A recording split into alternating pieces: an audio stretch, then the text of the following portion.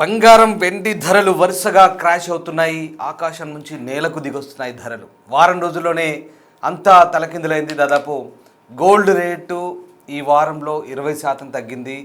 1,82,500 నుంచి 1,47,800 వరకు బంగారం పడిపోయింది. ఏకంగా 36% వెండి క్షీణించింది.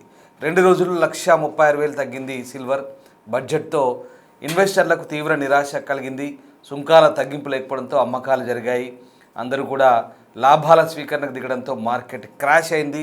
రాబోయే రోజుల్లో బంగారం వెండి ధరలు మరింత తగ్గే ఛాన్స్ కనిపిస్తోంది.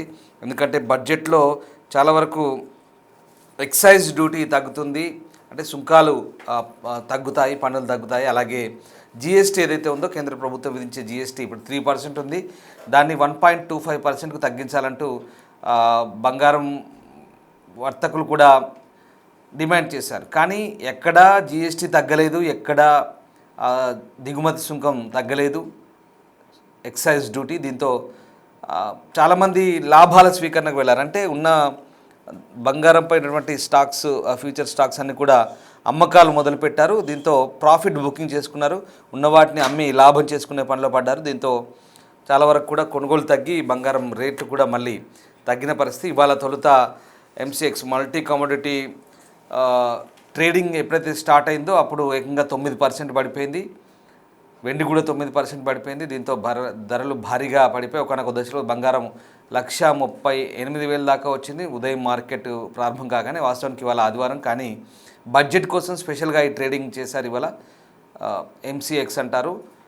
సో దాని తర్వాత మళ్ళీ కొంత పుంజుకుంది. వెండి మాత్రం అట్లే 9% పడిపోయి ధర తగ్గింది చాలా వరకు కూడా. కానీ బంగారం మాత్రం మళ్ళీ కొంత పుంజుకొని 3% దగ్గర ఆగిపోయింది. బంగారం ధర కొంత స్టేబుల్గా ఉన్న పరిస్థితి. సో మొత్తం మీద బడ్జెట్లో అనుకున్న స్థాయిలో బంగారం సంబంధించినటువంటి అంశాల గురించి ఎక్కడ ప్రస్తావన రాలేదు, పెద్దగా ఆ టాపిక్ కూడా ఎత్తలేదు కేంద్ర ప్రభుత్వం. ఎక్సైజ్ డ్యూటీ దాని మీద సుంకాలు తగ్గిస్తా అనుకున్నారు, అవి కూడా తగ్గలేదు. అలాగే జిఎస్టీ తగ్గలేదు. బట్ ఇప్పుడున్న పరిస్థితుల్లో మరి బడ్జెట్ సంగతి కాస్త పక్కన పెడితే బంగారం వెండి ధరలకు సంబంధించి ఇది కొనేందుకు మంచి సమయమా కాదా అనేది చాలామందికి డౌట్ వస్తుంది. ఎందుకంటే బడ్జెట్ అంటేనే ఒక చర్చ జరుగుతుంది. ఖచ్చితంగా బడ్జెట్ కంటే ముందే బంగారం వెండి మార్కెట్లో ఒక్కసారిగా కుప్పకూడడం అందరినీ ఆశ్చర్యానికి గురిచేసింది. గత కొన్ని రోజులుగా ఆకాశమే హద్దుగా పెరిగిన ఈ పసిడి ధరలు బడ్జెట్ ముందు భారీగా దిగొచ్చాయి. ముఖ్యంగా హైదరాబాద్ లాంటి నగరాల్లో ఈ మార్పులు సామాన్యులకు ఒక పక్క కొంత ఆశాజనకంగా కనిపిస్తున్న, మరోపక్క ఇంకా అయోమయం. అంటే కొనాలా వద్దా, చాలా కన్ఫ్యూజన్ ఉన్నారు జనాలంతా కూడా. కేంద్ర బడ్జెట్పై దేశవ్యాప్తంగా ఎన్నో ఆశలున్నప్పటికీ కూడా పసిడి ప్రేమికులకు మాత్రం ఈసారి ఒక ముఖ్యమైన అప్డేట్ ఇది. నిర్మలా సీతారామన్ ప్రవేశపెట్టినటువంటి ఈ బడ్జెట్ ఏదైతే ఉందో దీంట్లో బంగారం వెండి దిగుమతి సుంకాలు ఎలాంటి మార్పులు చేయలేదు. కస్టమ్స్ డ్యూటీ సంబంధించి అంటే పాత పన్ను రేటే కొనసాగుతున్నాయి. ఈ నిర్ణయాన్ని మార్కెట్పై ఎంత ప్రభావం చూపింది అనేది ఒకసారి చూస్తే కనుక ఖచ్చితంగా చాలామంది ఈసారి బడ్జెట్లో బంగారంపై పన్నులు తగ్గుతాయి అనుకున్నారు. కానీ ప్రభుత్వం ప్రస్తుతానికి స్టేటస్ కో అంటే యథాతథ స్థితి కొనసాగించింది. దీంతో ఇప్పుడంటే బంగారం మీద దిగుమతి సుంకం దాదాపుగా ప్రస్తుతం 6% ఉందని చెప్తున్నారు. 5% బేసిక్ కస్టమ్స్ డ్యూటీ అంటారు, ఇది బీసీడీ. అంటే బేసిక్ అంటే ప్రాథమిక పన్ను విధానం ఏదైతే ఉందో అది 5% ఉంది. 1% ఏమో ఏఐడిసి సెప్ అంటారు. సో అది అట్లే ఉంది. అలాగే వెండిపై కూడా అర్హత కలిగిన భారతీయులకు దాదాపు 6% దిగుమతిపై సుంకం కొనసాగుతుంది. ఇతరులకైతే 36% వరకు ఉంటుంది. సో ప్రస్తుతం ఈ బేసిక్ కస్టమ్స్ డ్యూటీ ఏదైతే ఉందో 5% + 1%, ఈ 6% యాజ్ ఇట్ ఈజ్గా ఉంది బంగారంపై. దాంతోపాటు జిఎస్టీ, ఇక జిఎస్టీ అయితే ఇప్పుడు ఈ 2 లోహాలపై ఎప్పటిలాగానే అంటే వెండి, సిల్వర్, గోల్డ్, దీని మీద ఇందాక మీకు చెప్పాను 3% జిఎస్టీ ఉంది అడిషనల్గా. సో అది యాజ్ ఇట్ ఈజ్గా కొనసాగుతుంది, అంటే స్టేటస్ కో. ఇక్కడ ఎలాంటి మార్పు లేదు. బంగారం మీద సుంకాలు తగ్గించలేదు, జిఎస్టీ తగ్గించలేదు. దీంతో ఏదో ఊహించారు జనాలంతా, ఒకవేళ నిజంగా బడ్జెట్లో ఇవి తగ్గిస్తే కనుక ఇంకా రేట్లు దిగొస్తాయి, ఖచ్చితంగా కొనుక్కోవచ్చు అనుకున్నారు చాలామంది. బట్ అలా దాని మీద ఎలాంటి ప్రకటన లేదు. అంటే ఇప్పుడు మనకు కేవలం ఈ హెచ్చు తగ్గులు అనేవి నేను మీకు చెప్తున్న అంశాలన్నీ కూడా బంగారం సంబంధించిన ధరలన్నీ కూడా మొదటి నుంచి అంతర్జాతీయ మార్కెట్కి అనుగుణంగానే మనం నిర్ణయించాలి. వాస్తవానికి బంగారం ధరలు పెరగడానికి తగ్గడానికి మన రాష్ట్ర ప్రభుత్వమో, తెలంగాణ ప్రభుత్వమో, లేకుంటే మన భారత ప్రభుత్వమో ఇక్కడ వీళ్ళ చేతుల్లో ఎవరి చేతిలో ఏం లేదు. ఇక్కడ తగ్గించడానికి, దీని మీద కంట్రోల్ చేయడానికి, నియంత్రించడానికి ఇవన్నీ కూడా ఇంటర్నేషనల్ మార్కెట్ ఆధారంగానే ఉంటాయి. ఒక ఔన్స్ బంగారం ధర అంతర్జాతీయ మార్కెట్లో ఎంత పెరిగింది, ఎంత తగ్గింది అనే దాన్ని బట్టి ఇప్పుడు మన ఇండియా మార్కెట్లో కూడా దానికి సంబంధించినటువంటి లావాదేవీలు ఉంటాయి. సపోజ్ ఇప్పుడు ఔన్స్ బంగారం ధర, ఔన్స్ అంటే 28.5 గ్రాములు ఔన్సు బంగారం అనేది ఇప్పుడు మీకు మన పాశ్చాత్య దేశాల్లో అది $5,000 ఉంది. మొన్న రికార్డ్ అది, మొన్న 26 జనవరి అంటే 26 జనవరి రోజు 5,000 దాటింది. ఎప్పుడు లేదు చరిత్రలో. 5,000 దాటగానే ఇక అక్కడి నుంచి షురూ అయింది మళ్ళీ బంగారం రేట్లు. 5,000, $5,600 అంటే ఒక డాలర్ ఇప్పుడు మనం లెక్క పెట్టుకోండి, 91 రూపాయి అట్లా ఉంది. అది కూడా హెచ్చు తగ్గులు అవుతుంది. సో ఆ లెక్క ప్రకారం ఒక్కో గ్రామ్ ధర ఎంత పెరిగితే అన్న 10 గ్రాములకి అంటే మన తులానికి అంత పెరుగుకుంటూ వచ్చింది. మళ్ళీ ఎప్పుడైతే మనకు అమెరికాలో ఫెడరల్ బ్యాంక్ ఉంటుంది, సెంట్రల్ బ్యాంక్, మనకు కేంద్ర బ్యాంకులు ఎట్లా ఉన్నాయి రిజర్వ్ బ్యాంక్ టైప్లో, వాళ్ళకు కూడా ఆ ఫెడరల్ బ్యాంక్ ఉంది. సో వాళ్ళ ఆ బ్యాంకు సంబంధించిన ఒక చైర్మన్, కొత్త చైర్మన్ నామినేట్ చేద్దామని ఎప్పుడైతే ట్రంప్ కెవిన్ హర్ష్ అనే ఒక అతని పేరును నామినేట్ చేశాడో అప్పటి నుంచి కొంత తగ్గుదల మొదలైంది. అంటే అప్పటికే ఇప్పుడు చైనా, మిగతా దేశాలు, ప్రతి దేశం టన్నులకు టన్నులు అంత స్టాక్ చేసి పెట్టుకున్నారు. ఇప్పటికే అడగోలుగా రేట్లు పెరిగినాయి. వెండి 4 లక్షల దగ్గరికి వచ్చింది, 4 లక్షలు దాటిపోయింది. ఇక గోల్డ్ కూడా దాదాపు 2 లక్షల దరిదాపులో వచ్చింది 10 గ్రాములకు. దీంతో అందరూ కూడా ఇన్వెస్టర్లు ఏం చేశారంటే ప్రాఫిట్ బుకింగ్ చేసుకున్నారు, అంటే లాభం చేసుకుందామని చూస్తున్నారు. ఉన్నదాన్ని లాభం చేసుకుందామని క్రమంలో అందరూ కూడా దీన్ని అమ్మకాలు మొదలుపెట్టారు. ప్రాఫిట్ బుకింగ్, లాభాల స్వీకరణకు మొదలుపెట్టడంతో అంతా అమ్మేటోళ్ళు, ఇక కొనేటోళ్ళు ఎవరు ఉండరు. సో దాంతో ఏమైందంటే ఒకసారిగా క్రాష్ అయిపోయింది. అట్లా ఈ 3 రోజుల్లో 3 సార్లు క్రాష్ అయింది.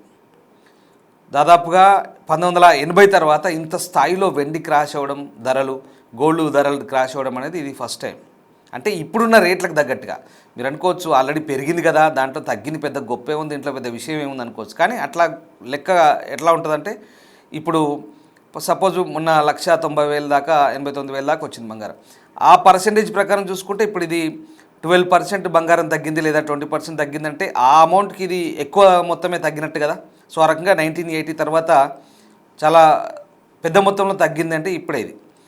ముఖ్యంగా మొన్న గురు, శుక్ర, శని ఈ 2-3 రోజుల్లో ఈ మొత్తం మార్కెట్ అంతా క్రాష్ అయిపోయింది. అంటే మన బడ్జెట్కి ముందు, అంటే బడ్జెట్లో కూడా చాలామంది ఎక్స్పెక్ట్ చేస్తారు ఏమో జరగబోతోంది ఈ బడ్జెట్లో అనుకున్నారు. కానీ అంత గందరగోళం ఏం జరగలేదు. ఎక్కడ జిఎస్టీ తగ్గలేదు, ఇవి మన ఎక్సైజ్ డ్యూటీ తగ్గలేదు. దీంతో మళ్ళీ ఒకసారి మళ్ళీ వీళ్ళంతా కూడా మళ్ళీ అమ్మడానికి మొదలుపెట్టారు.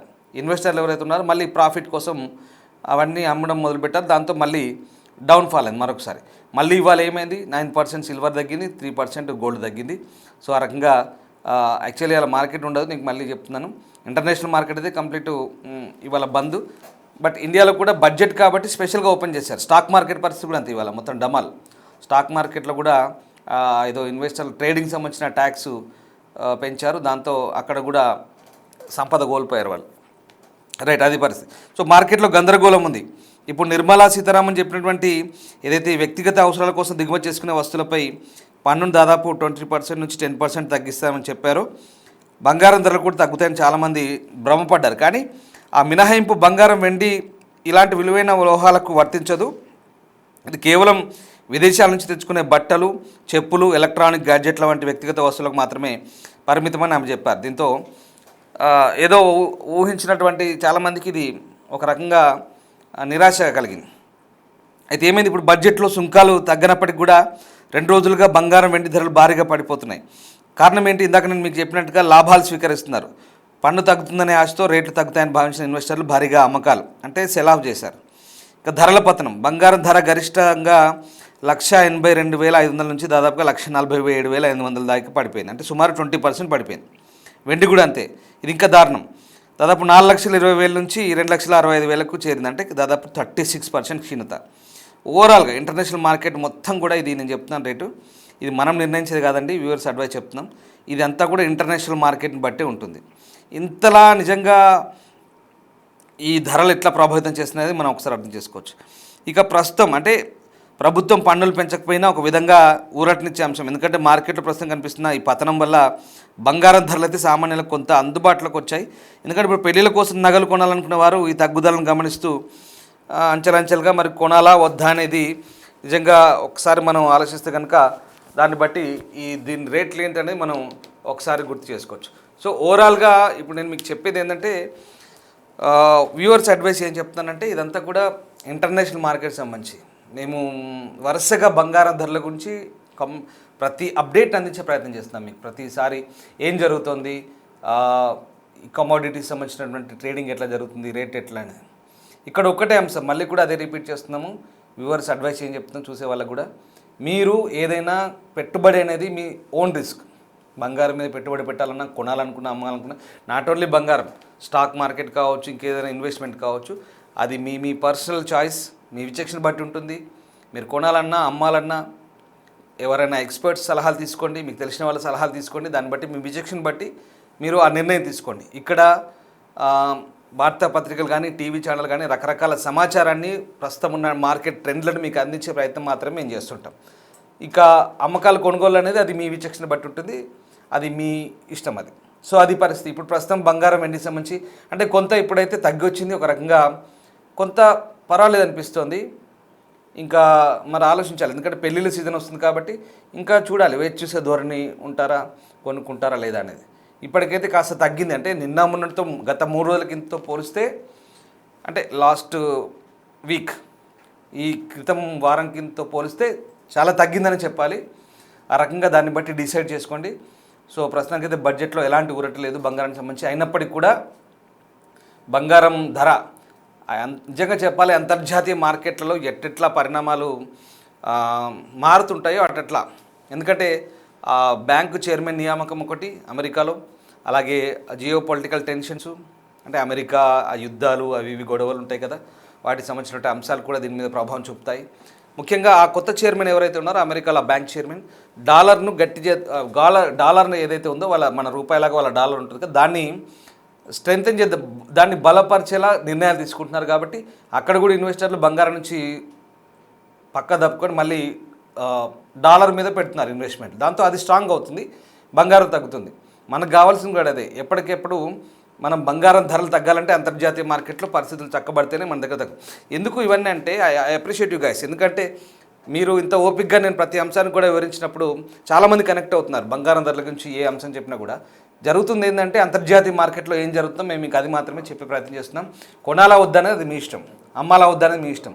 ఇందాకే చెప్పాను, రిస్క్ ఇన్వెస్ట్మెంట్ రిస్క్లు అనేది మీ ఓన్ డిసిషన్, రైట్. ఇక ప్రస్తుతం ఉన్న పరిస్థితుల్లో అక్కడ ఏం జరుగుతుందంటే, ప్రస్తుతం ఆ డాలర్ను బలపరిచే దిశగా ఈ నిర్ణయాలు జరుగుతున్నాయి. కాబట్టి ప్రస్తుతం అక్కడ సిచ్యువేషన్ బట్టి మనకి ఇక్కడ ఒడిదుడుకులు ఉంటాయి, దాన్ని బట్టి మనం నిర్ణయం తీసుకోవాల్సిన అవసరం ఉంది. ఏదేమైనా ప్రస్తుతం అంతర్జాతీయ మార్కెట్లో ధరలకు అనుగుణంగానే ప్రస్తుతం ఇక్కడ కూడా ధరలు ఉంటాయి. కాబట్టి దాన్ని బట్టి మనం నిర్ణయం తీసుకోవాల్సిన అవసరం అయితే కనిపిస్తుంది.